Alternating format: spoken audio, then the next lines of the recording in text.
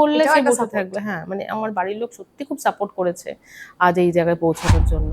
তো আদিনাথ দা তখন চিঙ্গুদাকে ডেকে বলো, দেখ এই মেয়েটা ভীষণ দেখে ইন্টারেস্টের সাথে সারাক্ষণ কাজ করে করে বেড়ায় ঘুরে ঘুরে, আর আমি চিরকাল একটু পাগলের মতন কাজ করতে ভালোবাসি, মানে যখন কাজে থাকে তুমি আমাকে বুঝতে পারবে না যে পুরো কাজটাই পুরো তখন কাজের মধ্যে পুরো ঢুকে।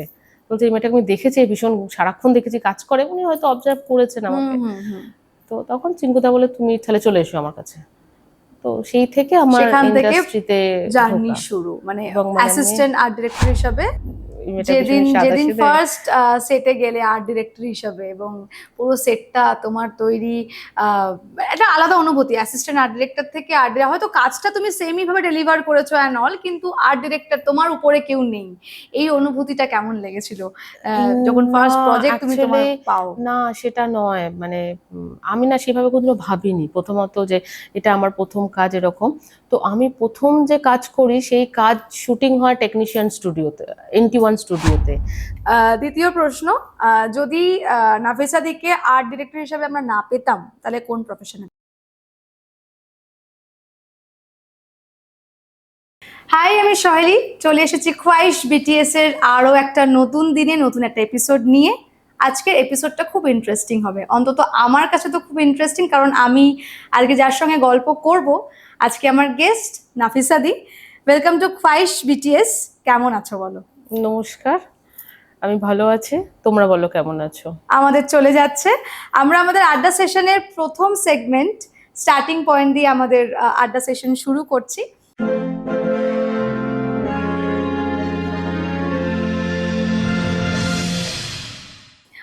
নাফিসাদি, আমরা তোমাকে সবাই আর্ট ডিরেক্টর হিসেবে চিনি এবং কাজ করছি বহুদিন ধরে, ইন্ডাস্ট্রির অনেক মানুষ কাজ করছে তোমার সঙ্গে।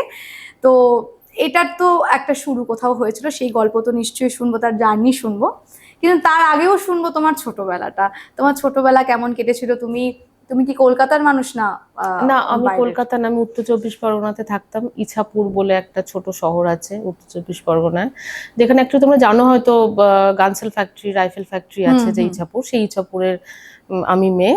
সেখানে ছোটবেলা আমি, মানে আমি একজন, মানে নাফিসা মানে বুঝতে পারছো মুসলিম ফ্যামিলি থেকে বিলং করেছি, কিন্তু সত্যি কথা বলতে আমার বাড়িতে কখনো আমার মনে হয়নি যে আমি মুসলিম ফ্যামিলি থেকে বিলং করছি। মানে ইনফ্যাক্ট মানে এতটাই স্বাধীনতা আমার বাড়ি থেকে দেওয়া হয়েছে, বলেছে পড়াশোনা করো, বড় হও, মানে ধর্ম ধর্ম সেই ব্যাপারটা এখন একটু বেশি হয় দেখেছি সব জায়গায়। আমাদের সময় ছোটবেলায় এটা একদম ছিল না, আমার বাড়িতে তো ছিলই না। মানে ইনফ্যাক্ট আমার বাড়িতে আমি জয়েন্ট ফ্যামিলিতে মানুষ হয়েছি, মানে আমার কাকা বাবা, মানে তিন কাকা ছিলেন, মানে সবাই মিলে একসাথে। তো কাকা বলে দিয়েছিল যে বাড়িতে যেহেতু আমাদের মেয়ের সংখ্যা অনেক বেশি, একটাই ছেলে আমাদের বংশের, আমার কাকার ছেলে, আমরা বাদবাকি সবাই মেয়ে। তো কাকা বলেছিল এত মেয়ে যখন, মেয়েরা চাকরি না করলে তাদের বিয়ে দেওয়া হবে না। মানে এটা না যে পড়াশোনা করলো না বিয়ে দিয়ে দিল। হ্যাঁ, ডেফিনেটলি। তো যেহেতু আমার দাদু ভীষণ শিক্ষিত, আমার বাবাও শিক্ষিত, আমার ছোট কাকা হচ্ছে SRFT এর প্রফেসর সাউন্ডের, তো ডেফিনেটলি বলছে না পড়াশোনা, মানে মেয়ে হয়ে জন্মেছো মানে বিয়ে দিয়ে দেবো এটা কোনো ভেবোই না, পড়াশোনা করতে হবে, চাকরি করতে হবে, দেন চাকরি পাচ্ছ মানে তুমি তারপর তুমি বিয়ে করতে পারো, তার আগে বিয়ে দেওয়া হবে না। ইনফ্যাক্ট ছোট কাকার জন্যই আমার এই প্রফেশনে আসা। মানে আমার ছোট কাকা নিজেও ছবি আঁকতে খুব ভালোবাসতেন। কাকা নিজে আর্ট কলেজে পরীক্ষা দিয়েছিলেন, কাকা চান্স পায়নি, হয়তো চান্স পায়নি, আমি ঠিক জানি না ওই ইতিহাসটা। তো কাকা চাইতো যে আমাদের বোনেদের মধ্যে কেউ একজন ভালো ছবি আঁকবে যে আর্ট কলেজে পড়বে। তো আমি, মানে আমরা সবাই ছবি আঁকতাম, আমার অঙ্ক খাতায় কাকা দেখতো যে অঙ্ক কম, ছবি আঁকা বেশি থাকতো। আচ্ছা, মানে ছোট থেকে তুমি ছবি আঁকতে একেবারে। তো তখন কাকারই এক বন্ধুর কাছে বললো যে তুই ছবি আঁকাটা শিখে যা। তো সেখানে শেখা স্টার্ট। তারপরে আবার আরেক বন্ধুর কাছে গেলাম যখন, তার নাম হচ্ছে কিশোর প্রতিম বিশ্বাস। মানে সে মাথায় ঢুকিয়ে দিয়েছিল যে জীবনে যদি আমি আর্ট কলেজে না ঢুকি তো আমার জীবনটা বৃথা, আমার বেঁচে থাকার কোনো মানে হয় না। আচ্ছা, মানে আঁকাটা করতেই হবে, আর্ট কলেজে ঢুকতেই হবে, ঠিক আছে। তো তখন আর্ট কলেজে পরীক্ষা দিই, এবং এটা আমার ভীষণ ভালো মনে আছে যে মানে আর্ট কলেজে পরীক্ষা হচ্ছে তোমার, ধরো মানে একটা ডিপার্টমেন্ট, আমি ধরো পেন্টিং এর স্টুডেন্ট, পেন্টিং এতে প্রায় 600 জন পরীক্ষা দেয়, স্টুডেন্ট নেওয়া হয় 20 জন। আচ্ছা, তার মধ্যে ST OBC যেমন থাকে সেটা আছে, প্যাকিং কিছু থাকে, তারপরে ওই মানে 10-20 জনের 10-12 জনের মধ্যে তোমাকে ঢুকতে হবে 600 জনের মধ্যে, এই কম্পিটিশনটা থাকে আর্ট কলেজে। তো আমি প্রথমবার পরীক্ষা দিচ্ছি, ডেফিনেটলি চান্স পাইনি। লাস্ট টাইম আর ওখানে 3 বছরই পরীক্ষা দিতে পারবে, মানে 20-র ভেতরে পরীক্ষা দিতে হবে, তারপরে আর হবে না। তারপরে চান্স পাবে না। তো লাস্ট টাইম যখন আমি পরীক্ষা দিই, আমি তো রেজাল্ট বেরিয়েছে দেখতে গেছি, তো প্রচুর ভিড় হয় রেজাল্টের দিন, মারামারি করে রেজাল্ট দেখলাম বাহ এই তো মানে 3 নম্বর বারে গিয়ে 3 নম্বর বারে গিয়ে আমি দেখলাম আমার নামটা এসেছে। তো আমি তারপর ওখান থেকে বেরিয়ে আমি, তখন তো আমাদের কাছে ফোন টোনের আশাই করি না আমরা, তো একটা ল্যান্ড ফোন থেকে গিয়ে ফোন করেছি। তো আমার কাকিমা ফোন ধরে বললো তোর কাকা তো সকাল থেকে গিয়ে লাইন দিয়ে নাম দেখে চলেও এসছে। ওরে বাবা, মানে ছোট কাকা আমার আগে গিয়ে লাইন দিয়ে ওনার নাম দেখে চিন্তা চলে অনেক এসছে, বেশি, মানে কাকার অনেক টেনশন যে আমি চান্সটা পাবো কিনা। একদম একদম। এইগুলো এই হ্যাঁ, বন্ডিং গুলো বা এই মানুষগুলোর লাইফে থাকাটা অনেক বেশি ইম্পর্টেন্ট, যে কিনা সবসময় গভর্নমেন্ট আর্ট কলেজে চান্স পেলাম, মানে এটা অনেক বড় অ্যাচিভমেন্ট কাকার কাছে এটা, মানে বলছি তো আমি আজ পর্যন্ত, মানে আমি ধরো 1 টাকা কখনো বেশি রোজগার করেছি প্রথম দিকে, যে কাকা আমার আজকে 25,000 টাকা আমি রেমুনেশন পেয়েছি, আমি সবার আগে কাকা আমি 25,000 টাকা রেমুনেশন পেয়েছি, অনেক বড় ওনার কাছে, অনেক তোমার কাছে আমার কাছে আনন্দের ওটা, মানে কাকাকে কতক্ষণে জান, মানে আমি আজ সত্যি এখানে আছি সেটা একমাত্র কাকা অ্যান্ড আমার যে আঁকার স্যার ছিলেন সরোজ বসু বলে একজন আছেন এখনো, উনি আর আমার মা। এছাড়া মানে বাড়ির সবার সাপোর্ট, তুমি সব সময় একদম সঙ্গে, তুমি মানে তোমার মানে বিপরীতে গিয়ে কখনো কাজ করতে হয়। আমাদের যেমন স্টিল লাইফ আঁকা, ধরো তুমি বসে আছো, তোমাকে দেখে আঁকা প্র্যাকটিস করতে হতো। আমার সেজো কাকিমা ছিলেন ঘন্টার পর ঘন্টা, আমার হাত কাকি তুমি ওঠো, আমার হাত ব্যথা করছে, বলছে না না আমি বসে আছি তুই আঁক। মানে সে সারাদিন তাকে বসে থাকতে বললে সে বসে থাকবে। হ্যাঁ, মানে আমার বাড়ির লোক সত্যি খুব সাপোর্ট করেছে আজ এই জায়গায় পৌঁছানোর জন্য। থ্যাংক ইউ বাড়ির লোকের জন্য। একদম। স্কুলিং এও এক্সট্রা কারিকুলার যে অ্যাক্টিভিটি, সেখানেও আঁকা নিয়ে কাজ স্কুল তো আমাদের অন্যরকমই ছিল, মানে আমাদের যে গ্যাংটা ছিল, আমরা আঁকা গান নাচ সবাই সবেতে নাম দিয়ে দিতাম। বাহ, কে কি পারে কি না পারি আমরা জানি না, স্পিরিটটা ছিল। হ্যাঁ, মানে আমাদের যে গ্যাংটা ছিল, আমাদের গার্লস স্কুলে পড়ি, পুরো গ্যাং ছিল, সবাই আমরা যেতে, মানে খেলাধুলা কতটা পারতাম না, খেলাধুলাতে নাম দিতাম, আমি দৌড়াতে পারি না খুব ভালো করে। তো হ্যাঁ, ধীর আঁকা যখন, তখন তো নিশ্চয়ই অন্য দিকটা, মানে এখন দেখি, মানে স্কুল থেকে যেমন আমাকে 2বার টিচার ডেকে পাঠিয়েছেন যে যখন রিউনিয়ন হচ্ছে তুমি এসো, মানে এটা আমার কাছে এখন অনেক বড় পাওয়া হচ্ছে। মানে আমি জানি না যে দিদি আমাকে চিনতে পারবেন, সেই দিদি আমাকে মেসেজ চিনতে পারা মানে নিজেদের কাছে খুব ভালো লাগে। হ্যাঁ, মানে আমি এরকম যখন আমার বন্ধুদেরকে বললাম চল এবারে যাবি, দিদি ডেকে পাঠিয়েছে, বলছে তোকে ডেকে পাঠিয়েছে, আমি বললাম হ্যাঁ দিদি আমাকে মেসেজ করেছে, মানে এখন ফেসবুকটা সুবিধা হয়েছে সবাইকে চেনা জানার জন্য, দিদি ঠিক খুঁজে বের করে আমাকে, আমাদের মানে যে দিদিকে সব থেকে ভয় পেতাম স্কুলেতে, সেই দিদি ডেকে পাঠিয়েছে যে রিউনিয়নে তুমি এসো নাফিসা। মানে এটা অনেক বড় পাওয়া এগুলো সত্যি। আমরা আমাদের আড্ডা সেশনের পরের সেগমেন্ট রিহার্সালে চলে যাচ্ছি।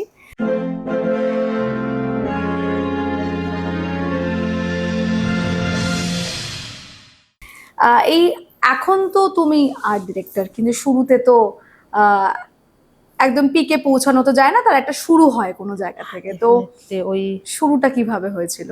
শুরুটা যেটা হচ্ছে, আমি তখন আর্ট কলেজে মাস্টার্স পড়বো, তো মানে গ্রাজুয়েশন কমপ্লিট হয়ে গেছে, আর আমাদের মাস্টার্সে ওই সেম প্রবলেম, মাত্র 4টে সিট, তার মধ্যে ফার্স্ট সেকেন্ড আর 2জন বাইরের স্টুডেন্ট। আচ্ছা। তো আমি ফার্স্ট লিস্টে আমার নাম ওঠে না, কারণ আমি ফার্স্ট সেকেন্ডের মধ্যে হইনি বলে ফার্স্ট লিস্টে আমার নাম ওঠেনি। তো আমার কাকা যেহেতু SRFTI-তে পড়ান, তো কাকা বললো যে ওখানে না ওই স্টুডেন্ট যেহেতু SRFTI-তে কিছু ছোট ছোট মানে ওদের শর্ট ফিল্ম করতে লাগে ওদের পড়ানোর জন্য, তো কাকা বললো তুই তাহলে আয়, এসে একটুখানি দেখ যদি তোর ভালো লাগে এখানে। তো আমি ওখানে যেতে শুরু করি, দেখতে পাবেন বা ভালো, তো বেশ 2 দিনের প্রজেক্ট, 2 দিন একটা গল্প দিল, সেটাকে নিয়ে ভাবনা চিন্তা করা শুরু হলো, সেটাকে একটা রূপান্তর দেয়া হলো, এবং সব থেকে নতুন জিনিস আমি দেখতে পাচ্ছি যে একটা বাড়ি যেটা সম্পূর্ণ কাঠের তৈরি, কাপড়ের দেওয়াল, আমি সব হাত দিয়ে খুঁটিয়ে খুঁটিয়ে দেখতাম আরে এটা কিভাবে বানিয়েছে, এবং প্রচুর ওই রং দিয়ে করছি, সবকিছু লাস্টে গিয়ে ঠিকঠাক লাগছে, কিন্তু শুরুটা ওই কাঠের দেওয়াল, কাগজ মেরে, কাপড় মেরে, এবং আমি মনে আছে আমি নিজে বসে বসে পেরেক মেরে মেরে দেখতাম যে এটাকে কিভাবে বানাতে হয়। মানে একটা লাইভ আর্ট থেকে, খাতায় কলমের থেকে তুমি সামনে দেখছো যে একটা সেট। তো আমার ওইটা মানে ওই সব থেকে তো ভীষণ শর্ট টার্ম প্রজেক্ট, 2 দিন কাজ করলাম, করে 2 দিনের মধ্যে একটা গল্প, সেই গল্পটাকে পুরো রূপে ফেলে দেওয়া, আমি দেখতে পাচ্ছি সেই গল্পটা, এই জিনিসটা আমার কাছে ভীষণ ইন্টারেস্টিং লাগে। তখন আমি কাজটা, এবং তারপরে আমি মাস্টার ডিগ্রি চান্সও পাই, কিন্তু পাওয়ার পরে আমি মানে আমাদের একজন ভর্তি হয় না, তো সেই জায়গায় আমি যাই, আমি 3rd হয়েছিলাম। তো সেই কারণে আমি এইটাকে মানে এটা আমার এত ভালো লাগে, এই প্রফেশনটাকে আমি ছাড়ি না। আচ্ছা, তুমি আর্ট কলেজ শেষ করার পর কি তুমি এসএফটিআই তে না, আসো, মানে ইন দ্য মিন টাইম? আমি গ্রাজুয়েশন করার পরে আসি, হ্যাঁ, পরে আমি মাস্টার্স কমপ্লিট করি, কিন্তু তার সাথে প্যারালালি আমি এসএফটিআই তে কন্টিনিউয়াস কাজ করতে থাকি। আচ্ছা আচ্ছা, মানে প্যারালালি তখন ওই টাকা করেই বড় না, তখন হচ্ছে যে ওই কাজটা না মানে এত শুরুর দিকটা, আর সব থেকে মানে তখন আমি কলেজ পাশ করেছি সদ্য সদ্য, একেবারে কম বয়স, আর এত ইন্টারেস্টিং একটা জিনিস, মানে আমার কাছে ওই একটা জিনিস বেশি দিন নিয়ে পড়ে থাকা খুব সমস্যা, আমি বুঝি ওটা আমার মেন্টালি নয়। নতুন সারাক্ষণ নতুন গল্প আসছে, সেই গল্পের সাথে নতুন ভাবনা চিন্তা, সেটা কি করে আমি দেখতে পাচ্ছি সেইটা, এটা আর্টের সঙ্গেও ম্যাচ করছে, প্লাস তুমি জিনিসটা বানিয়ে ফেলছো তোমার মতন করে, এইটা আমার কাছে ভীষণ ইন্টারেস্টিং লাগে। এবং আমি তারপরে আর অ্যাকচুয়ালি আমার এসআরএফটায় যেহেতু কাকা পড়তো, তো তখন দিন ছিলেন আদিনাথ দা। তো আদিনাথ দা আমাকে খুব ভালোবাসতেন, যেহেতু আমি ছবি টবি আঁকি, সবাইকে ছবি গিফট করতাম, এটা আমার একটা স্বভাব ছিল, ছবি আঁকতাম সবাইকে দিয়ে দিতাম, ফ্রেম করে কি সুন্দর ছবি এঁকেছে। তো আদিনাথ দা তখন প্রথম চিঙ্কুদার সাথে আমাকে পরিচয় করায়, যে হচ্ছে ইন্দ্রনীল ঘোষ ঋতুদার ভাই। আচ্ছা, ঠিক আছে, তখন ফাটাকেষ্ট বলে একটি মিঠুনদার ছবি করতে চিঙ্কুদা ওখানে এসআরএফতে শুটিং হয়। তো আদিনাথ দা তখন চিঙ্কুদাকে ডেকে বলো, দেখ এই মেয়েটা ভীষণ দেখে ইন্টারেস্টের সাথে সারাক্ষণ কাজ করে করে বেড়ায়, ঘুরে ঘুরে, আর আমি চিরকাল একটু পাগলের মতন কাজ করতে ভালোবাসি, মানে যখন কাজে থাকে তুমি আমাকে বুঝতে পারবে না যে পুরো কাজটাই, পুরো তখন কাজের মধ্যে পুরো ঢুকে। বলছে এই মেয়েটাকে আমি দেখেছি, ভীষণ সারাক্ষণ দেখেছি কাজ করে, উনি হয়তো অবজার্ভ করেছেন আমাকে। তো তখন চিঙ্কুদা বলে তুমি তাহলে চলে এসো আমার কাছে। তো সেই থেকে আমার ইন্ডাস্ট্রিতে জার্নি শুরু, মানে অ্যাসিস্ট্যান্ট আর্ট ডিরেক্টর হিসেবে না, ঠিক অ্যাসিস্ট্যান্ট না, তো আমি শিখছি, মানে অবজারভার, একেবারে অবজারভার, তারপরে অ্যাসিস্ট্যান্ট, তারপর এসে আর্ট ডিরেক্টর, প্রোডাকশন ডিজাইনার, এখন যা বলবে সেটা। একদম। তো এই যখন মানে শুরুর সময় তো অবজারভেশনে কাজ তোমার শুরু হলো, সেই দিনগুলো কেমন ছিল? মানে শুরুতে যখন দেখছো একটা, মানে তুমি কি ফাটাকেষ্ট তোমার না, ফাটাকেষ্ট আমি করিনি, ফাটাকেষ্ট সময় আমার চিঙ্কুদার সাথে পরিচয় হলো। তারপরে ঠিক করেছি অভিমন্যু বলে একটা ফিল্ম, সেটাও মিঠুনদা ছিলেন। হ্যাঁ, কিন্তু ওই সময় আমাকে চিঙ্কুদা কখনো সেটা ঢুকতে দিত না, মানে আমাকে চিঙ্কুদা হচ্ছে প্রচুর রং আর প্রচুর পেপার দিয়ে দেওয়া হলো, তুমি ছবি আঁকো। মানে আমি কোনোদিনও কলেজে এত ছবি আঁকিনি আমি চিঙ্কুদার কাছে যতটা ছবি আঁকতাম। মানে চিঙ্কুদা ভীষণ স্ট্রিক্ট ছিলেন, চিঙ্কুদার মানে তোমরা হয়তো ইন্ডাস্ট্রিতে খোঁজ যাবে, চিঙ্কুদা ভীষণ কঠিন একটা মানুষ, ভীষণ স্ট্রিক্ট, উনি ভীষণ বকাটকা দেয়। তো মানে আমাকে ছিল গ্রাউন্ড প্ল্যান করতে হতো প্রত্যেকটা সেটের, প্রচুর মানে প্রত্যেকদিন চিঙ্কুদা আসতো, সেটটা ভেঙে চেঞ্জ করতো, আমাকে শুরু থেকে আবার গ্রাউন্ড প্ল্যান করতে হতো। সিনেমা শুটিং শুরু হয়ে গেল, আমার গ্রাউন্ড প্ল্যান শেষ হতো না। আর চিঙ্কুদা হচ্ছে পুরোটা দেখবে, ফাঁকি মারলে চলবে না, পুরো নিট অ্যান্ড ক্লিন, সুন্দর। আর্ট কলেজে পাশ করা আমি নিয়েছি যখন, তোমাকে ভালো করে ছবি আঁকতেই হবে। আচ্ছা, এই ছবিগুলো কেন আঁকাতেন? মানে প্রজেক্টের কাজে লাগতো নাকি? না না, এত প্রজেক্টের কাজে লাগতো ডেফিনেটলি। মানে এই ধরো এই ঘরটার তো একটা গ্রাউন্ড প্ল্যান আছে, এই গ্রাউন্ড প্ল্যান থেকে শুরু হতো, এবং গ্রাউন্ড প্ল্যান মানে প্রত্যেকটা তো অঙ্ক, কোথা থেকে কতটা, তারপরে কতটা পিলার, কতটা ওয়াল, কতটা জানলা, এবং মানে তখন ওই পুরো পরিমাপ, এবং তার সাথে এলিগেশন ড্রয়িং, শুধু তাই না, তার সাথে এলিগেশন ড্রয়িং, প্রত্যেকটা সেটের মানে 1 লক্ষ করে ছবি আঁকা হয়ে যেত আমার। এবং তখন যে হেড কার্পেন্টার ছিল, সে বলতো নাফিসাদি তোমার কিন্তু আঁকা শেষ হবে না, আমার সেট শেষ হয়ে যাবে, কারণ প্রত্যেক দিন যখন একটা ভেঙে একটু চেঞ্জ হলো, আমাকে আবার নতুন করে শুরু করতে হতো। এটা কম্পিউটার না যে আমি ইরেজ করে দিয়ে ওখানে নতুন করে বসালাম। আচ্ছা, মানে আমার আঁকার জিনিস সেটার থেকে বেশি মনে হয় আঁকার জিনিস, মানে তোমার মানে অবজারভার হিসেবে ফার্স্ট কাজ হচ্ছে অভিমন্যু। এবং ওটাই মানে আমি এত ভালো ভালো কাজ সবার কাছে কাজ করেছি, এখন যে চিঙ্কুদা হচ্ছে আমাকে বেসিকটা শিখিয়ে দিয়েছে, কারণ আমি আর্ট কলেজে পেন্টিং করেছি, পেন্টিং সম্পূর্ণ আলাদা এই জায়গাটার থেকে, পেন্টিং তোমার অ্যাস্থেটিক সেন্সটা বাড়াচ্ছে, কিন্তু এইগুলো তো আমি যে লাইভ কাজগুলো কিছুই না, এটা তো তোমার কমার্শিয়াল আলাদা ডিপার্টমেন্ট আছে। তো চিঙ্কুদা আমাকে পুরো এটা শেখালো। তারপর করেছি হচ্ছে আমি মলয়বাবুর সাথে কাজ, মলয়বাবু ওটাতে প্রোডাকশন ডিজাইনার হচ্ছে অন্তহীন, যে অন্তহীন ন্যাশনাল অ্যাওয়ার্ড, যে টনিদার ভালো নাম কি, যেটা অনিরুদ্ধদা, যেটাতে তোমার ন্যাশনাল অ্যাওয়ার্ড অন্তহীনাতে, যেটা যাও পাখি বলো, আমার রাধিকা আপ্টের একেবারে ওই ফিল্মে কাজ করেছি। এবং ওখানে আমি যেতাম প্রায় সিনেমার 2 মাস আগে থেকে, আমরা রেগুলার সকালবেলা মলয়দার বাড়িতে যাচ্ছি, পুরো স্ক্রিপ্ট নিয়ে ছোট্ট ছোট্ট মানে পুরো স্ক্রিপ্ট ডিটেলে মলয়দা পড়তেন, পড়ে বলো স্ক্রিপ্টের কোথায় কি লেখা আছে, মানে এরপরে শুটিং এ তুমি কিভাবে সেটটা সাজাবে, যেমন চিঙ্কুদা আমাকে পুরো বেসিকটা শিখিয়েছে, মলয়দা শিখিয়েছেন হচ্ছে স্ক্রিপ্টের হিসাবে তুমি সেটটা কি করে সাজাবে, কখন কি দরকার, পুরো ডিটেলিংটা উনি পুরো স্ক্রিপ্ট ধরতে বলো, এই ফুলটা কোথায় রাখলো, আচ্ছা এই বপনাদি হেঁটে এখানে গেল, তারপর এটা কি হলো, কোনটা ইউজ করছে, এইভাবে ডিটেলে করতে করতে এবার তার সাথে আমরা কি ইউজ করতে পারি সেইগুলো উনি দেখাতেন। মানে এটা হচ্ছে উনি, মানে আমি মনে হতো আমি ক্লাস করছি, আমি শিখতে যাচ্ছি ওনার কাছে। এটা একটা হলো। আর তারপরে ছিলাম কৌশিক বারিকের কাছে কাজ করতো, আমি খুব বেশি জনাকে অ্যাসিস্টও করিনি। তারপর হচ্ছে কৌশিক বারিক, মানে কৌশিক দাস আর সুব্রত বারিক, দুজন আর্ট ডিরেক্টর ছিলেন। কৌশিক দা হচ্ছে আমাকে টানা শুটিং ফ্লোরে রেখে দেওয়া হতো ম্যাক্সিমাম শো, কারণ তখন আমি সেটটা বানাতে জানি, সেটটা ফেলতে জানি। আমি আবার শুটিং এর পুরো ফ্লোরে থেকে, শুটিং ফ্লোরে প্রচুর কিছু ম্যানেজ করতে হয়। এই সময় তুমি অলরেডি অ্যাসিস্ট করছো, অ্যাসিস্ট্যান্ট আর্ট ডিরেক্টর হিসেবে, মানে ওই দুটো অবজারভার অ্যাসিস্ট্যান্ট আর্ট ডিরেক্টরের মতো আমি কাজ করে যাচ্ছি। এবং তখন মানে কৌশিকদার সাথেই আমি পুরো থাকতাম, কৌশিকদাদের সাথে। ধরো 4টে কাজ চলে, 4টে কাজে কৌশিকদা আমাকে পাঠিয়ে দিত। আর আমি আমার কাছে, আমি কাজ করতে গেছি মানে আমার কাছে দিন নেই রাত নেই, আমি কাজ করছি মানে কাজ করছি। এবং আমার মনে আছে একবার আমি অসুস্থ হয়ে পড়েছিলাম, না অসুস্থ হইনি, আমি যে শুটিং এ গেছিলাম সেই শুটিংটা প্যাক আপ হয়ে গেছে, আর কৌশিকদা বাড়িতে যে দুজন মানুষ ছিলেন, তো ওরা একসঙ্গে 2-3টে কাজ করতেন। তো আমার শুটিংটা প্যাক আপ হয়ে গেছে, আমি বাড়ি চলে গেছি। আর কৌশিকদার ফোন করে কি, আর কৌশিক, তোর শুটিং প্যাক আপ হচ্ছে, তুই বাড়ি চলে গেলি, আর একটা শুটিং চলছে তো, তুই কেন ওখানে এলি না? আচ্ছা, মানে যেইটুকু কাজ সেইটুকু না, মানে সবটা নিয়ে আর কি। মানে আমি হচ্ছে আমার ফিল্ম লাইনে এত ভালো স্কুলিং হয়েছে, আমি কখনো ভাবিনি এদের কাছে আমি অ্যাসিস্ট করেছি, আমি প্রত্যেকের কাছে গিয়ে শিখেছি। মানে আমি টাচুড যে আমি এদের সবার কাছে পড়েছি বলে আমি হয়তো অনেক তাড়াতাড়ি আর্ট ডিরেক্টর হয়েছি, নাহলে হয়তো মানে আরো অনেক জার্নিং, এবং আমি আজকের এই জায়গায় পৌঁছানোর জন্য মানে এই ফেসটা ভীষণ দরকার ছিল। মানে চিঙ্কুদা আমাকে একটা লোকের সাথে বাইরে কথা বলতে দেখলেই এসে একটা প্রচুর ড্রয়িং করে দিয়ে যেত। আমি ভয়তে আমি ওইদিন কারোর সাথে মানে কি হয়, আমি যখন এসেছি আর্ট ডিপার্টমেন্টে, তখন আর্ট ডিপার্টমেন্টে কোনো মেয়ে নেই। এইটাই আমার প্রশ্ন ছিল তো তোমার কাছে। তখন আমি কাজ করতে এসেছি। আমার অনেক আগে দুজন সিনিয়র মহিলা ছিলেন, যখন উনি তারা তখন কাজ করছে না, আমি একাই মেয়ে কাজ করছি। হ্যাঁ, কখনো মানে সমস্যা হয়নি? মানে এমনি লোকে বলে যে, অনেকে বলে যে সিনেমাটোগ্রাফার, আর্ট, এইগুলো তো খুব টাফ কাজ, মানে ক্যামেরা কাঁধে করে নেওয়া, ওদিকে হচ্ছে সেট তৈরি করা, মানে একটা বিরাট ব্যাপার, মেয়েরা এখানে কাজ করে না। মানে এই একটা যে ডমিনেটিং ব্যাপার, এটা কিন্তু আমি ইন্ডাস্ট্রিতে শুনেছি যে মেয়েদের শুধু ওই আর্টিস্ট হিসেবে বসে থাকতে পারবে, ডিরেক্টর, ওই অ্যাকশন কাট, এর বাইরে মেয়েরা কোথায় এগোতে পারবে।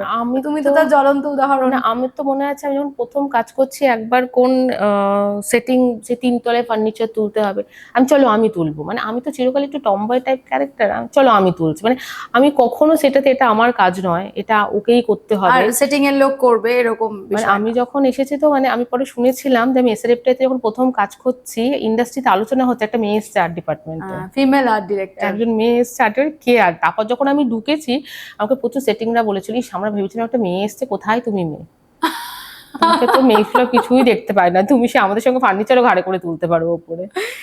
এটা তো একটা অ্যাচিভমেন্ট।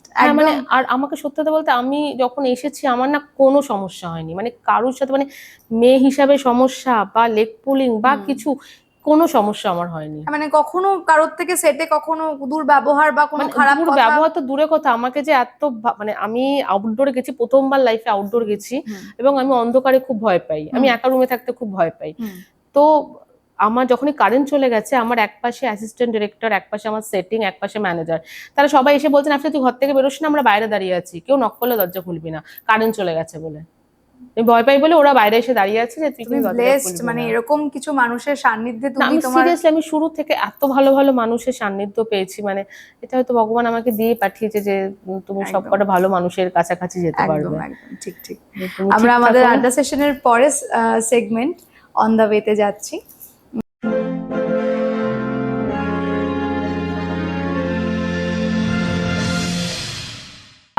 আর্ট ডিরেক্টর হিসেবে তোমার প্রথম কাজ কোনটা? না, আর্ট ডিরেক্টরের প্রথম কাজ বলার আগে আমি আর একটা ছোট্ট গল্প বলতে চাই। তখন অরিন্দম দা, মানে অরিন্দম শীল একটা হাউস আছে, নাথিং বিয়ং সিনেমা, এবং তখন ছোট ছোট প্রচুর কাজ হচ্ছে, কালার্স না তখন তারা বলে কোনো একটা চ্যানেল তারা ছিল, বাংলা। আই থিঙ্ক তখন ওরকম টেলিফিল্ম হতো, টেলিফিল্ম হতো, হ্যাঁ হ্যাঁ। তো ওই টেলিফিল্ম আমি প্রায় ওই কৌশিতা বারিকদের আন্ডারে আমি প্রচুর টেলিফিল্ম করতাম, টানা আমি করতাম, মানে খুব ছোট ছোট প্রজেক্ট যেহেতু। তখন অরিন্দম দা আমাকে বললো যে তুই তো সব কাজ করছিস, তাহলে তুই আর্ট ডিরেক্টর হয়ে যা না। আলাম দাদা চান্স দিলে কেউ তো বিশ্বাস করলে তাহলে তো আমি আর্ট ডিরেক্টর হব। বললো নে পরের কাজটা তুই করবি। আচ্ছা মনে হচ্ছে হ্যাঁ পরের কাজটা হচ্ছে হিদ মাঝারে। হিদ মাঝারে বলে রঞ্জন ঘোষের সিনেমা, এবং অরিন্দম দা ওটাতে প্রডিউসার ছিলেন। তো অরিন্দম দা বলেছিল এই কাজটা তুই করবি। অবশ্য তার আগে আরেকখানা সিনেমা ছিল কাচের দেওয়াল বলে, ওটা আই থিঙ্ক মানে ওই কাচের দেওয়ালটা হয়নি। তো তার মধ্যে মানে এটা প্রায় 3-4টে সিনেমার পরে আমি হিদমাজার এটা করি, কিন্তু হিদমাজার এটা ফার্স্ট রিলিজ করে, রিলিজ হয় ফার্স্ট হিদমাজারে। তার আগে 2-একটা সিনেমা করেছি যেগুলো কোনো একটা কারণে রিলিজ করেনি, ঠিক আছে, কিন্তু হিদমাজার হচ্ছে ফার্স্ট আমার রিলিজ সিনেমা।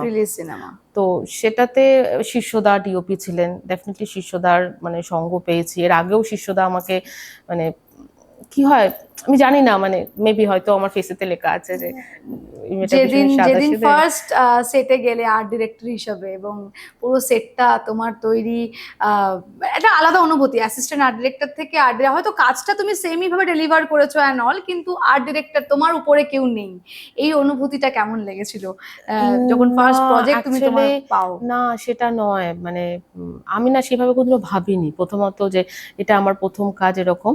তো আমি প্রথম যে কাজ করি সেই কাজ শুটিং হয় টেকনিশিয়ান স্টুডিওতে, NT1 স্টুডিওতে, যার পাশে হচ্ছে তখন কৌশিক বারিকের অফিস।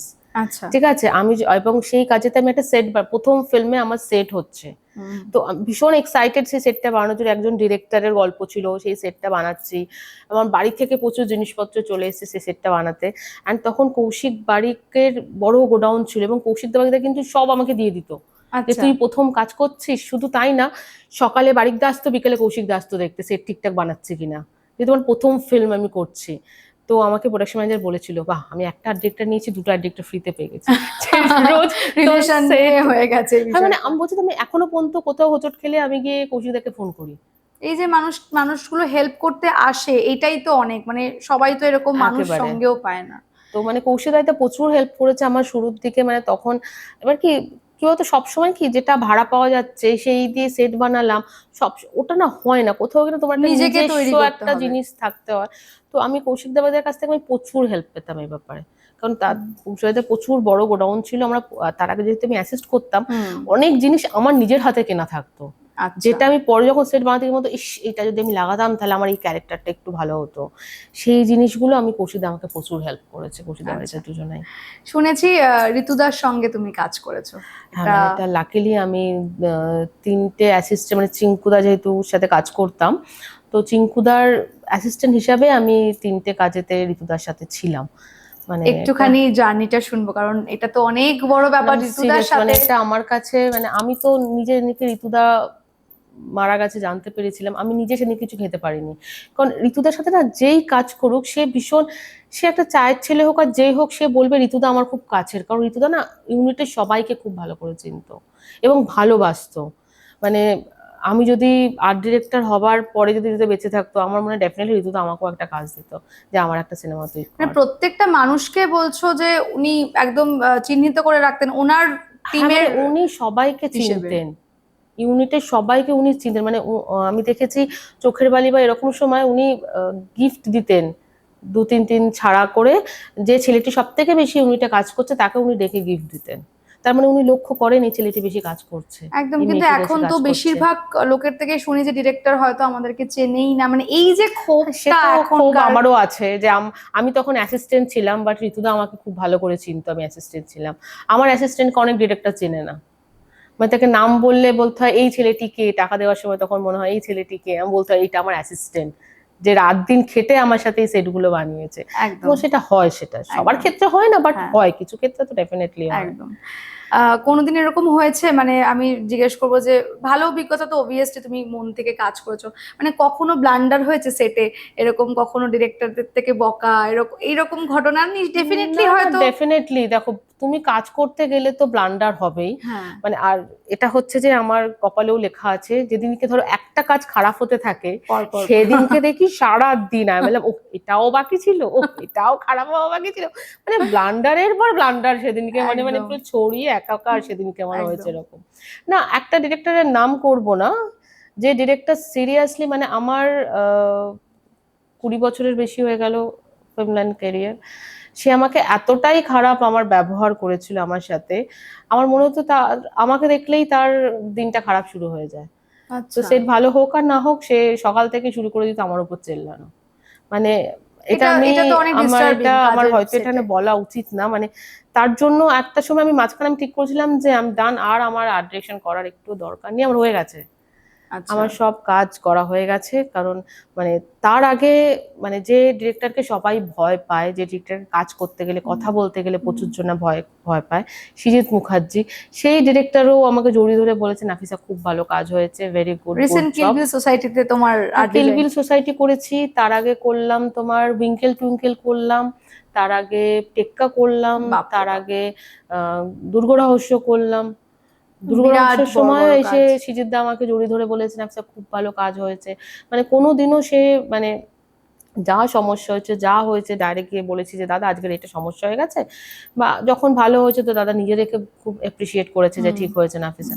কিন্তু একজন নতুন ডিরেক্টর, সে মোটামুটি আমাকে পুরো ধুলোই মিশিয়ে দিয়েছিল, মানে এমন একটা দিন শুটিং এ যায়নি যে শুটিং এ গিয়ে আমি কাঁদিনি, মানে যেটা শুনে অনেক কেউ আমাকে বলেছিল নাফিসা তুই কি করেছিস, বললাম হ্যাঁ মানে সিনেমাটা না আমি পয়সার জন্য করি না, বা কোথাও না মানে ভেতরে ঢুকে গেছে সিনেমাটা করা, ভালোবাসাটা, মানে এই কাজটার প্রতি তোমার ছোট থেকেই যেইভাবে একদম ভালোবাসা তোমার সঙ্গে একেবারে তৈরি করা হয়েছিল, যারা তোমার সঙ্গে ছিল, তো সেই জায়গা থেকে তোমার ভালোবাসার জায়গা অনেকাংশে তৈরি হয়ে গেছে। একেবারে প্রফেশন না মানে ভেতরে ঢুকে এরকম হয়েছে অনেক সময় নাইটে বলে দিদি তুমি কেন বসে আছো, বাড়ি চলে যাও না, নাইটে তো কোনো কাজ নেই, বললাম না শুটিংটা তো আমারই রে বাবা, আমি যাব না ছেড়ে।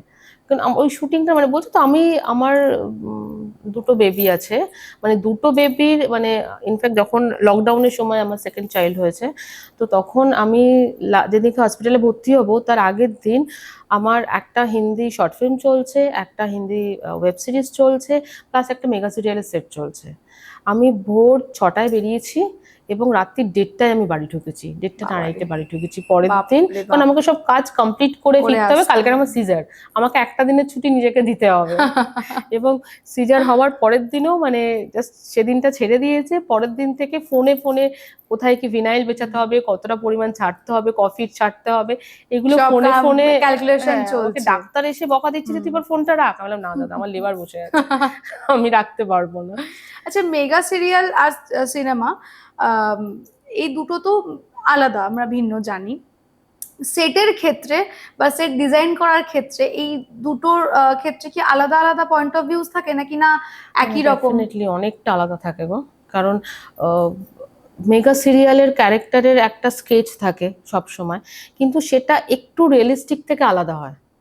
মানে যেটা আমার মেগা সিরিয়াল দেখি খুব গরিব, বাট তার বাড়িটা দেখে মনে হবে না যেন খুব গরিব, একটুখানি তার মধ্যে একটু লার্জার দ্যান লাইফ আমাদের দেখাতে হয়। তারপর তোমার ধরো মেগা সিরিয়ালে একটা ছোট্ট জায়গায় আমাকে 5 জনের ঘর দেখাতে হবে, একটা ঘরের মধ্যে আমাকে 5টা ঘর, তো সেই প্ল্যানিংটা তোমাকে আগে থেকে করে রাখতে হয়। মেগা সিরিয়াল সেট কিন্তু ইটস অনেকটা স্টাফ, তোমার একটা জায়গাটার মধ্যে তোমাকে সব সিরিয়ালের সবটা করতে হবে, একদম ঘর এবং সেখানে ধরো একটা ড্রয়িং রুম বানালাম কিন্তু তারপর সেখানে 5 জনের ড্রয়িং রুম বানাতে হবে। সিনেমাটা হচ্ছে তুমি একটা স্ক্রিপ্ট পড়লে, পড়ে সেটা বুঝলে, ক্যারেক্টার গুলো ভালো করে বুঝলে, সেই ক্যারেক্টারের স্কেচ করে সেইভাবে তুমি এগোতে পারবে। এটা আমরা আমাদের আড্ডা সেশনের পরের সেগমেন্ট গ্রিন রুমে যাচ্ছি।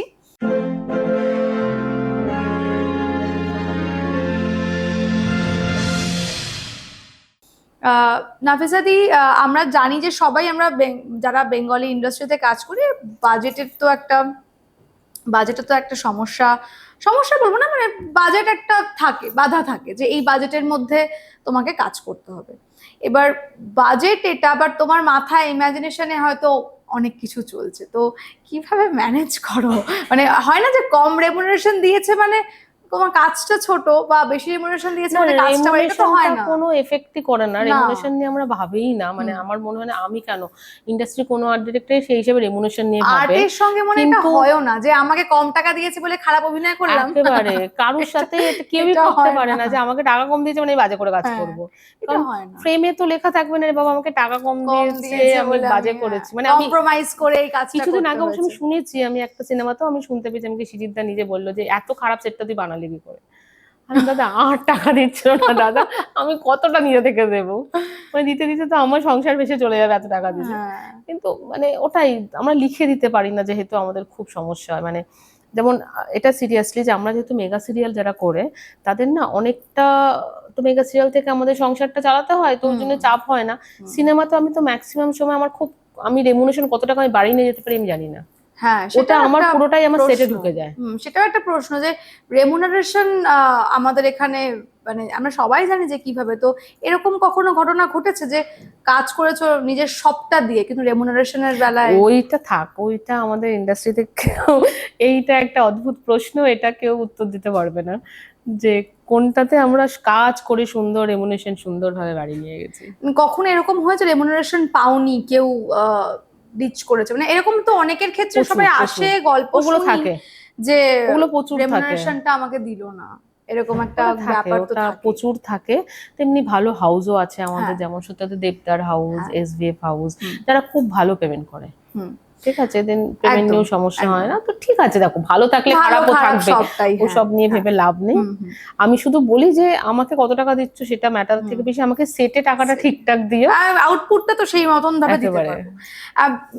এই কথাটা খুব প্রচলিত যে আমাদের এখানে বেশিরভাগ আর্ট ডিরেক্টরদের সঙ্গেই যখন ধরো কথাবার্তা হয়, অনেকে বলে যে ছবির যখন একদম শুরু মানে যখন প্ল্যানিং হচ্ছে ওই সময় আর্ট ডিরেক্টরদের উচিত ডাকা, তাই তো ডাকে, মানে একদম শুরুতে, মানে অনেকের আমি খুব শুনেছি যে অনেক কিছু প্ল্যানিং হয়ে গেল, প্রোডাকশন ম্যানেজার জয়েন করে গেল, তারপরে না সেটা হয়তো অনেক সময় কি হয় বলতো, যে হয়তো চেনা জানা থাকে না সেই জন্য ডাকে না, বা অনেক সময় হয়তো অন্য কারোর সাথে কথা হয়ে আছে সেই জন্য তাকে ডাকেনি, তোমার সাথে তারপর সে হয়তো কোনো কারণে করেনি, সমস্যা, অনেক সমস্যা।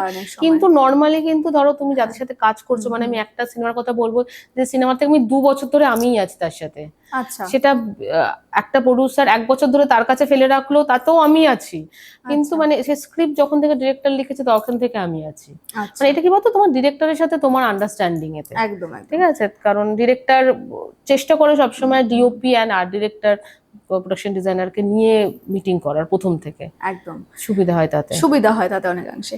আমি গ্রিন রুম সেগমেন্টে একটা জিনিস তোমাকে জিজ্ঞাসা করার ইচ্ছা হলো জিজ্ঞাসা করার, যে প্রতিদিন তো আমাদের সবকিছুর আপগ্রেডেশন হচ্ছে, নতুন নতুন জিনিস মানুষের চাহিদা হচ্ছে, তুমি আগে যখন কাজ করা শুরু করেছিলে এখন কাজের তো অবভিয়াসলি পার্থক্য হয়েছে, তো এই যে পার্থক্যগুলো করতে হবে প্রতিদিন চিন্তা ভাবনা, এইগুলো মানে গ্রুম করো কি করে, মানে তুমি চিন্তা ভাবনা কি সবটাই ইমাজিন করে তৈরি করো নাকি গল্প শোনার পর যা ডিমান্ড হয় একদম অনসেটই এগুলো তোমরা প্ল্যান করো? না অ্যাকচুয়ালি ওই জন্যই প্রথম থেকে আমরা মিটিংটা করি, কারণ গল্প অনেকটা দেয়, তারপরে আমরা গল্পের পরে দীর্ঘদিন ধরে ডিরেক্টরের সাথে, কারণ ডিরেক্টরের একটা ভিউ থাকে, ডিরেক্টর একটা স্কেচ থাকে সে কিভাবে সিনেমাটা দেখছে, তার সঙ্গে আমার স্কেচটা ঢোকে অ্যান্ড তার সঙ্গে ডিওপি ঢোকে, ঠিক আছে। তো এটা একদিন বা এক মুহূর্তে হয় না, এটা দিনের পর দিন যত প্রি প্রোডাকশন আমরা করি একটা সিনেমার, লোকেশন রেকি করি, তারপর সেটা নিয়ে দিনের পর দিন স্কেচ হতে থাকে যে এই ক্যারেক্টারটা এরকম বাড়ি হলে ভালো হয়, তার কালার কম্বিনেশন এরকম হলে ভালো হয়, হয়তো তার সাথে আমরা এটাও যখন মিটিং করি কস্টিউম ডিজাইনারও থাকে, তখন হয়তো আমিও সাজেস্ট করি যে এই মেয়েটি হয়তো এইরকম ড্রেসটা পরলে ওকে বেটার লাগবে দেখতে, এই গল্পটার সঙ্গে আমাদের যাবে, তো এগুলো আমরা সবাই মানে এটা আমাদের টিম ওয়ার্ক, কেউ একা একটা জিনিস করে না, ঠিক আছে। তো সেই কারণে এটা দীর্ঘদিন মিটিং করে তবে গিয়ে কিন্তু মানে ডেফিনেটলি আমরা যত বেশি মিটিং করতে পারি তত ভালো সিনেমাটা হয়, ঠিক আছে। অনেক সিনেমাতে হয় ওই যে 2 দিন আগে ডাকে, ঢুকতে প্রবলেম হয়, কিন্তু তখনই চেষ্টা করি তখন আর অন্য কিছুর মধ্যে না ঢুকে নিজেরটা অ্যাটলিস্ট মানে সিনেমাটা করার জন্য নিজেরটা যেন ভালো হয়, সেটটা যেন ভালো হয়, লোকে দেখে যেন বলে সেটটা ভালো হয়েছে, তো সেটাই চেষ্টা করি তখন। হ্যাঁ, কত বছর হয়ে গেল কাজ করছো? 20 বছর তো ডেফিনেটলি হয়ে গেছে। 20 বছর অতিক্রান্ত তোমার জার্নিতে ক্ষোভ আছে কোনো? ইন্ডাস্ট্রি নিয়ে, নিজের কাজ নিয়ে? না মানে খুব ঠিক বলবো না, কিন্তু আমার মনে হয় এখন যেহেতু আমরা এত বাইরের মানে নেটফ্লিক্স, অ্যামাজন এত ভালো ভালো সিনেমা দেখি না, আর মানে এটা ঠিক ক্ষোভও না, কারণ আমি তো ভেতরটায় থাকি, আমি জানি সত্যি তো একজন প্রডিউসার যদি টাকাটা না তুলতে পারে তারও প্রচুর টাকা খরচ করতে, কারণ তাকেও তো, সেও তো বিজনেস করছে, রোলিং করতে হবে তার টাকাটা। তো মনে হয় আরেকটু সিনেমাটা আমরা যদি একটু ভালো করে ভালোবেসে, মানে আমাদের যেহেতু দিন এত কমছে দিনে দিনে, 10 দিন, 7 দিন, কদিন হলো তো বলবো দুদিনে সিনেমা বানায়, সেটাও হতে পারে কদিন পরে, কিন্তু এতে করে সিনেমার মানটা নষ্ট হতে থাকে। ঠিক ঠিক। তো আমাদেরকে আমাদের সিনেমা যাতে আমরা দেখতে পারি, আমরা যেন সিনেমাটা সেই লেভেলটা হয়, মানে প্রচুর পয়সা, তো কম পয়সাতেও ভালো সিনেমা করা যায়, কিন্তু ওই ভালোবাসাটা, ওই জিনিসটা না দরকার সিনেমার মধ্যে। যেমন আমি বলছি তো, আমি লাস্ট মানে যেমন তোমার ওই কি দুটো বাচ্চার গল্প, যে বেশ দোস্তজি, দোস্তজি, মানে হ্যাঁ। এইসব সিনেমাতেও করেছে কম পয়সাতে, মানে ওই ভালোবাসাটা, ওই ছোট্ট ছোট্ট জিনিসগুলো না কোথাও যেন মনে হয় না আমাদের সব সিনেমাতে মিস, মানে আমার যেটা মনে হয় যে যদি সিনেমাগুলো আরেকটু আমরা আর ভালোবেসে, একটু ভালোবেসে করা যেত। হ্যাঁ, আচ্ছা, মানে হয়তো ডিরেক্টররা করেন ভালোবেসে, কিন্তু তাদের কিন্তু মাথাও চাপ আউটপুটটা, হ্যাঁ থাকে হ্যাঁ, সবার যে নানান রকম চাপ। ভীষণ, মানে আমি তো থাকছি ভেতরে সত্যি তো, মানে তাকে জোর করে না না না 3 দিনেই করতে হবে, না না না 4 দিনেই চাপ করতে হবে, সবার উপরেই থাকে, না হলে তার তো কেউ মধ্যেও চাইবে তো না। সে চেষ্টা করছে যে সুন্দরভাবে করা, ভালোভাবে করা। হ্যাঁ। আশা করছি আরো ভালো হবে আস্তে আস্তে ইন্ডাস্ট্রিটা আমাদের। তুমি তো আর্ট ডিরেকশন নিয়ে কাজ করছো, বিভিন্ন সেট তৈরি করছো, তো যদিও একটু ডিফারেন্ট কথা, তাও জানতে ইচ্ছা হলো যে এই দুর্গা পুজো বা এই যে পুজোগুলো হয়, তো এই পূজা আর্ট যেগুলোকে বলে, প্যান্ডেল লাইক এইগুলোর সঙ্গেও কি তুমি যুক্ত নাকি না? একদম না, না। আমি একদমই না। আমি ছোটবেলায় মানে কলেজ লাইফে একটা করেছিলাম, তারপর অ্যাকচুয়ালি আমাকে কেউ মানে পুজোর সময় বলে, খুব ছোট ছোট কাজ বলে, কি বলতো এটাতে না অনেকটা টাইম দিতে হয়, এবার ফিল্মটাও অনেকটা টাইম, মানে এটাও 24 ঘন্টা আমাকে ফিল্মে দিতে হ্যাঁ। হয়। তো যদি কোনো বড় কাজ হয় ডেফিনেটলি করব, কিন্তু এই ছোট কাজের মধ্যে না আমার, মানে ওই কাজটা করব, প্রচুর মানে টাইম দিলাম, মাইন্ডসেটটা দুদিকের আলাদা। আলাদা হতে হয়, তাই জন্য মানে আমি এই দিকটা এতটা ঢুকিনি কোনোদিনও, মানে আচ্ছা করে উঠতে পারবো না এটা এত আচ্ছা কিছু আমি। আচ্ছা। অনেকক্ষণ গল্প করলাম, এবার একটা ছোট্ট গেমিং সেশন আমরা করে থাকি। 4টে প্রশ্ন করব, তুমি উত্তর দেবে। প্রথম প্রশ্ন, তোমাকে বলা হলো যে তুমি একজন জার্নালিস্ট, তুমি একজন মানুষকে প্রশ্ন করার সুযোগ পাবে। মানুষটা কি হবে এবং প্রশ্নটা কি হবে? এই কঠিন একটা প্রশ্ন। আমি কোন মানুষকে প্রশ্ন করব, মানে কি বিষয়ে প্রশ্ন করব সেসবও কিছু বলে দেবে নাকি? না, একদম তোমার চয়েস অনুযায়ী, মানে তুমি জার্নালিস্ট, তুমি একজন মানুষকে প্রশ্ন করার সুযোগ পেয়েছো, মানুষটাকে, আমরা সেই মানুষটাকে বেঁধে দিচ্ছি না, এই এই জায়গাটা আমরা দিই একজন মানুষকে যারা আড্ডা মারতে আসে আমার এখানে। মানে এটা কি ব্যক্তিগতভাবে না? সবকিছু সম্ভব, ব্যক্তিগত, প্রফেশনাল, যে দিকে খুশি, তোমার যাকে ইচ্ছা। আচ্ছা, না আমি তাহলে আমার হাজবেন্ডকে প্রশ্ন করবো, আমার অনেক দিনের ইচ্ছা ওর হাজবেন্ড একটা সিনেমা ডিরেকশন দেবে, সেটা কবে দেবে। তাই? হ্যাঁ মানে আমার খুব ইচ্ছা, কারণ ও ভীষণ ট্যালেন্টেড। উনিও কি প্রফেশনের সঙ্গে ও যুক্ত? ডিওপি, ও সিনেমাটোগ্রাফার, আচ্ছা আচ্ছা। কাজ করে প্রচুর, বম্বেতেও কাজ করে, নেটফ্লিক্সও করেছে, তো ওর, আমার খুব ইচ্ছা যে ও একবার সিনেমা ডিরেকশন দেবে। বাহ, তো সেই সিনেমা ডিরেকশনটা কবে দেবে আমার খুব জানার ইচ্ছা ওর কাছে। ঠিক আছে। আমি অনেকবার জিজ্ঞাসা করেছি, ও উত্তর দেয়নি আমাকে। যদি এখানে ক্যামেরায় ক্যামেরার সামনে বউ প্রশ্ন করেছে, যদি আপনি উত্তর দেন। আচ্ছা, দ্বিতীয় প্রশ্ন, যদি নাফিসাদিকে আর্ট ডিরেক্টর হিসেবে আমরা না পেতাম, তাহলে কোন প্রফেশনে পেতাম? আর্টিস্টও হতে পারবো না, দেখতে অতটা ভালো নয়, তাহলে প্রডিউসারই হতাম, খুব ইচ্ছা আমার। করো, ইচ্ছে এখনো হতে পারো। আমার কাছে অত টাকা নেই প্রডিউসার আমার, কিন্তু আমার খুব ইচ্ছা আমি প্রডিউস করবো, করবো ভবিষ্যতে করবো, ডেফিনেটলি করবো, ইচ্ছা যখন আছে। খুব ভালো খুব ভালো, আশায় থাকলাম। আর নতুন আরেকটা হাউসের আশায় থাকলো বাংলা হ্যাঁ মানে ইন্ডাস্ট্রি। কবে আসবে কোনো ঠিক নেই, ইচ্ছা আছে যখন নিশ্চয়ই প্ল্যানিং 10 বছর, থাকবে, 20 বছর হবে পরে একদম। ডেফিনেটলি। 3 নম্বর প্রশ্ন, একটা সিচুয়েশন দিই, তোমার কাছে প্রচুর কাজ এসেছে এই বছরের জন্য, তবুও 4টে হাউসের নাম বলবো, 4টে হাউসের কাজই তোমার কাছে এসছে, তুমি একটা কাজই চুজ করতে পারবে, কোন হাউস থেকে কাজটা নেবে, এটা আমি জিজ্ঞাসা করবো। বলো হাউসের নাম। SVF, Surinder, Dev entertainment ventures, windows production house. মানে আমার কাছে প্লাস পয়েন্ট সব থেকে এসবিএফ, কারণ উত্তর পেয়ে গেছি। এসবিএফ আমাকে মানে আমার জায়গায় আমাকে হেল্প, মানে পৌঁছাতে এসবিএফ ও হেল্প করেছে, মানে আমি শুরু থেকে এসবিএফ এর সাথেই কাজ করছি। খুব ফেয়ার উত্তর, খুব ফেয়ার উত্তর, খুব ভালো লাগলো। লাস্ট প্রশ্ন না, ঠিক এটা সত্যিই খেলা, সেটা হচ্ছে 3টে টাং টুইস্টার বলবো, 5 বার করে বলতে হবে অন্তত।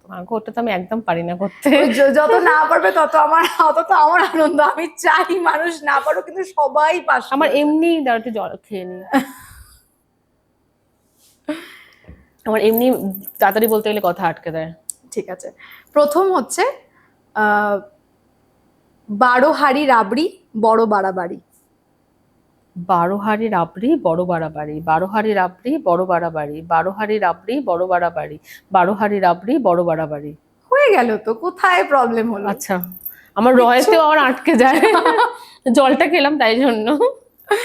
2 নম্বর, পাখি পাকা পেঁপে খায়। খুব ইজি, এটা তো ছোটবেলাকার। বলো। পাখি পাকা পেঁপে খায়, পাখি পাকা পেঁপে খায়, পাখি পাকা পেঁপে খায়, পাখি পাকা। এটা easy, কিন্তু এটা বলতে গেলে কিন্তু আর এটা ছোটবেলায় কোনোদিনও হতো না। 3 নম্বর হচ্ছে, আরো না, এই যে লাস্ট, এটাই লাস্ট। লাল রিল নীল রিল। লাল রিল নীল রিল, লাল রিল নীল রিল, লাল রিল নীল রিল, লাল রিল। না, আর হবে না। থ্যাংক ইউ, খুব ভালো লাগলো। আমরা এবার লাস্ট সেগমেন্ট ফাইনাল কলে যাচ্ছি।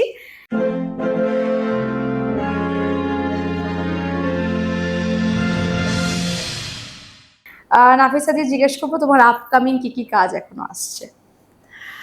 আপকামিং বলতে দেখো, একটা অভিদার কাজ শুরু হবে, ঠিক আছে, নিরাবলের আরেকটি ফিল্ম শুরু হবে, মানে নিরাবলে একটি ফিল্ম শুরু হবে, সেটা প্রায় নভেম্বর নাগাদ তার প্রি প্রোডাকশন চলছে, অভিদারটাও শুরু হবে।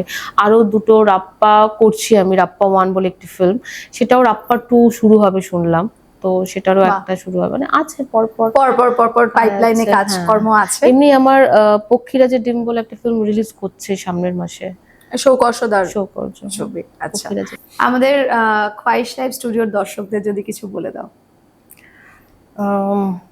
খোয়াইশ লাইভ স্টুডিও, প্লিজ তোমরা সবাই দেখো, এটা একটি ভীষণ ভালো প্রচেষ্টা।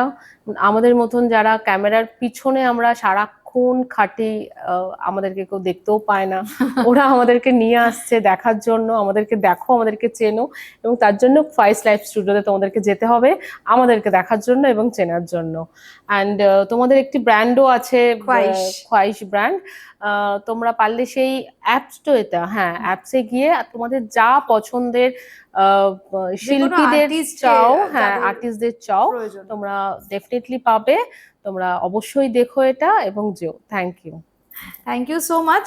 তোমার মূল্যবান টাইম থেকে তুমি আমাদেরকে একটু সময় দিয়েছো, তোমার স্টোরি তুমি শেয়ার করেছো। যারা আপকামিং, যারা আসতে চায় এখানে, যারা চাইছে আসতে, তাদের উদ্দেশ্যে যদি তুমি কিছু একটা বলে দাও।